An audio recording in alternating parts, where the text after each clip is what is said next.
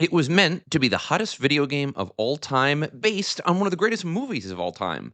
Instead, a variety of factors, including rushed development, unrealistic expectations, and unmitigated greed, turned the game into a disaster, a punchline, and eventually the supposed cause of the near death of a once great industry. This is the story of how the E.T. video game was made and why it turned into such a massive disaster. The movie E.T. was revolutionary.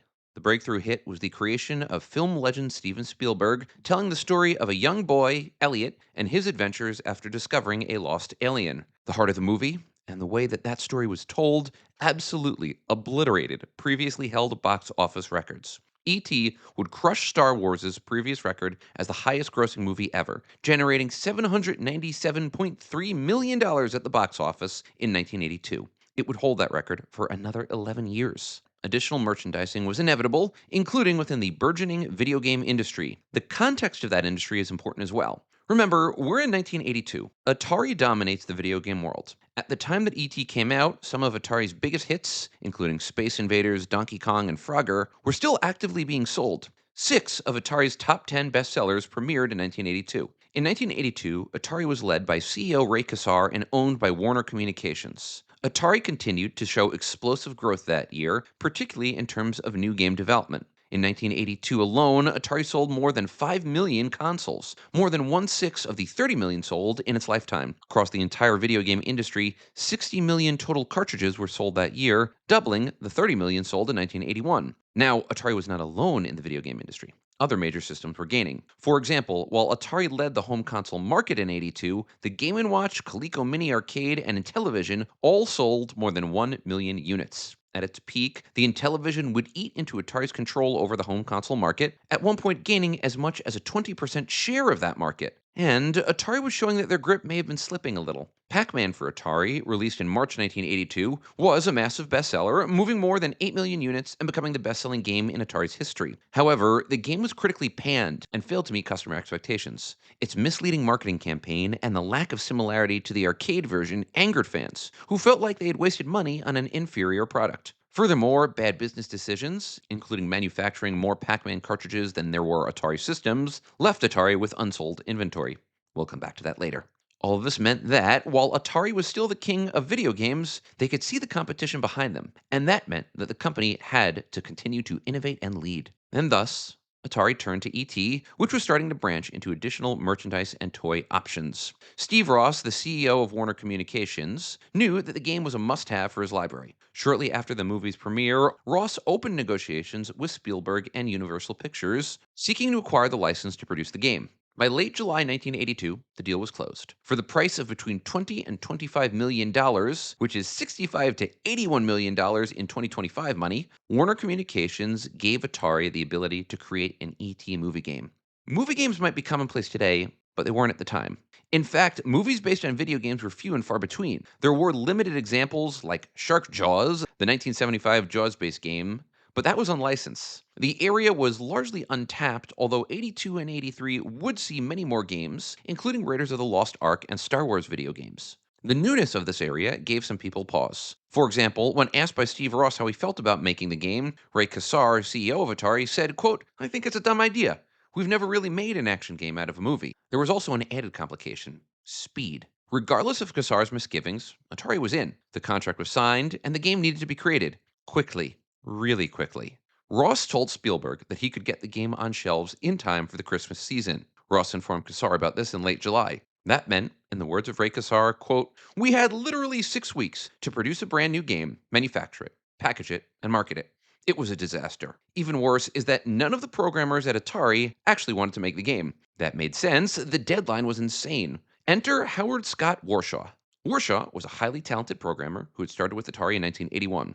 Despite being with the company for a relatively brief period of time, Warshaw had worked on some of Atari's most successful games, including Yar's Revenge and Raiders of the Lost Ark. Yar's Revenge included some then revolutionary concepts, including the ability to easily restart by pressing a joystick button and a death animation. It remains one of the more well-regarded Atari games. According to the Onion AV Club, it's one of the few Atari games that remains enjoyable today. Warshaw's involvement in the game was critical, because Warshaw had something rare: a relationship with Steven Spielberg. When Raiders of the Lost Ark first began development, Warshaw volunteered to work on the game. In that capacity, he was flown to meet Spielberg and presented him with the concept of the game, which was essentially a more advanced version of the Atari classic Adventure. Kassar personally called Warshaw, who agreed that making the game on such a tight time frame was possible, provided they could reach the right agreement. Kassar also told Warshaw that Spielberg had personally requested him. In fact, Spielberg liked Warshaw so much that, during one interview, he called him a certifiable genius. Kassar wound up agreeing to pay Warshaw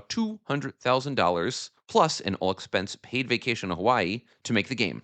Of course, the challenge is that the game was more rushed than any major game had ever been. From start to finish, ET had no more than 6 weeks for development, because in order to reach shelves by the Christmas season, it had to finish development by September 1st. That challenge, the idea of creating a game from start to finish in 6 weeks, was one of the major reasons that Warshaw said yes to working on the game, and boy, was it a challenge. Warshaw's last game, Raiders of the Lost Ark, took 10 months from start to finish. Warshaw had 36 hours to develop the concept for the game, and he created a six-sided world that E.T. would have to move around in, finding parts for his phone and avoiding the adults who were chasing him. Each world would also contain pits, yes, the infamous pits, and E.T. could find pieces of the phone in those pits.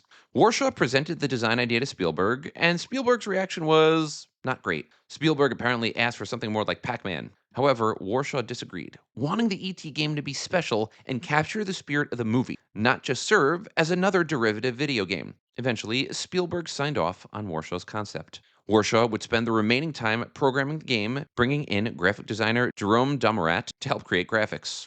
And they tried. They really tried. The end result of the game was relatively similar to what Warshaw was going for. You play as ET, where your job is to collect 3 pieces of an interplanetary telephone that will allow you to phone home. You have an energy bar which depletes as you take certain actions, although you can refill that energy bar by collecting Reese's pieces. Once the phone is collected, you guide ET to a special area where he can call home. The problem? There were several. First, this is 1982, and the graphics look like this. Yes, 1982, so we're not talking about massively complex pictures and video, but the same year, graphics came out that also looked like this. The gameplay was also incredibly wonky. The lack of cohesion was one of the game's biggest challenges, as players were never quite sure what they were doing. The instruction manual tried to explain the game's plot. However, there's a lot that's not explained, like where to find pieces of the phone and how the game's various parts intersect. In the game, you travel from screen to screen, but because of the confusing layout, you often wind up back at the same screen without any real idea of how you got there. And then there were the pits. Yes, the constant pits that you have to get out of. It's frustrating. It's dull. It's repetitive. Yes, there are 6 different environments, but they all look the same, so honestly, who cares? Indeed, the pits were so bad that even Warshaw would call them a poor choice, although he did note that once you knew where they were, you could avoid them. In total, Warshaw would say that he did the best he could on the game, considering that he only really had 35 days to program it. Warshaw would add that if given an extra week or two, it would have been a much better game. Playing ET today is a disaster. It does not hold up well. But I don't think a game not holding up well based on standards that are 40 years old is a fair comparison. And I think looking at it within the context of its own development history and time period is a better idea. So, what was its critical reception? Honestly, not as bad as you'd think. Yes, there were some reviews that destroyed the game, or at a minimum, expressed perplexement. For example, Clarence Peterson of the Chicago Tribune said, quote, "In 3 hours of play, not once could I return ET to the landing site, let alone get him safely aboard the lightship before his time ran out and the poor thing lay dead on the color TV screen," end quote. The confusing gameplay and lack of clarity was a common criticism, and the rushed nature of the development was noted. Honestly, given the time frame of the movie and the game, that rushed development cycle was impossible to miss. Electronic Games said, quote, "This game looks like it was turned out in 5 weeks. The graphics are crude, the play mechanics are unlikely to captivate any but the youngest arcaders, and the entire project seems ill-conceived," end quote. Yet, there was some praise for the game. For example, in a December 1982 review, Arcade Express said, quote, "While it is hard to deny this cartridge's obvious shortcomings, ET should perhaps be judged as an attempt to produce an action-tinged adventure game for the younger home arcader. As such, it succeeds fairly well," end quote. Other reviews gave similar praise, however faint. TV Gamer magazine said, quote, "Younger gamers seem to enjoy it. The Miami Herald said that the game could be frustrating, particularly given the lack of instructions and pits, but that it was fun once players figured out what they were doing. Of course, that perspective changed over time. The poor graphics, bad gameplay, and lack of adherence to the source material would doom the game's fate." From a business perspective, the mistakes Atari made were obvious. They were driven by inertia, their own previous successes, and the belief that the ET brand was so strong it could paper over any gameplay problems. This hubris was reflected in some of the choices Atari made as the game was launched. For example, they completely skipped audience testing. If they had done so, they may have realized that they had a problem. Sales were great until they weren't. Retailers ordered more games than they expected to sell. Atari produced as many as 5 million copies. In the end, ET sold 2.7 million copies, a number that was strong enough to ensure that it is the eighth best selling game for the Atari 2600. However, as already noted, at least 5 million copies were produced, and many of those copies were returned by retailers and distributors to Atari. One retailer said that the game sold, quote, mostly to grandmothers, not kids, end quote. This left Atari with a massive problem. What did they do with those games? The answer to this question led to the creation of what was long thought to be one of the greatest urban legends in video game history. A story so amazing and so symbolic of the disaster that Atari had allowed themselves to be walked into that it seemed too fantastical to be true. As the story goes, Atari, with millions of copies of unsold inventory, was spending too much money storing unsold copies of the game. Of course, ET wasn't the only game that Atari was storing. The company was also holding on to similar games that had been overproduced, including Pac Man and Miss Pac Man. They even had excess consoles and computers. In late September 1983, between 10 and 20 trucks appeared at the Alamogordo landfill just south of Alamogordo, New Mexico. Contemporary reports noted that onlookers watched games being buried, and kids began looting the landfill for free games. Concrete was poured on the site the next day, potentially in order to stop said looting. The burial became symbolic of everything Atari had done wrong during the era: overproduce, underdeliver, and waste countless millions and billions of dollars. The games remained untouched in the landfill until 2013, when Alamogordo officials gave Fuel Industries, a Canadian entertainment company, 6 months to excavate the landfill for the purposes of making a documentary on the burial. With Howard Scott Warshaw on hand, the landfill was dug up, ultimately revealing copies of the games that had been buried decades ago. In the end, it turned out that nearly 800,000 copies of the game were buried in the landfill along with other games. You can watch the entire scene as part of the documentary Atari Game Over. E.T.'s failure helped to doom not only Atari, but the video game industry as a whole. To be clear, it did not cause the crash of 1983, as some over exaggerators would have you believe. No one game or factor did.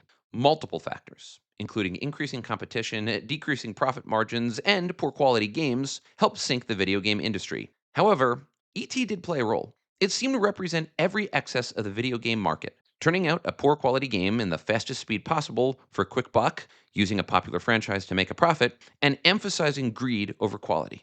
Good thing that things have changed today, right? Uh, Anyway, that's it for this edition of Almost Something, and as always, I hope you enjoyed the video. If you did, please comment, like, or subscribe, or click on the next video that the almighty YouTube algorithm has in store for you. As always, thank you so much for watching, my friends, and I hope you enjoy watching this video as much as I like making it. Take care, everybody.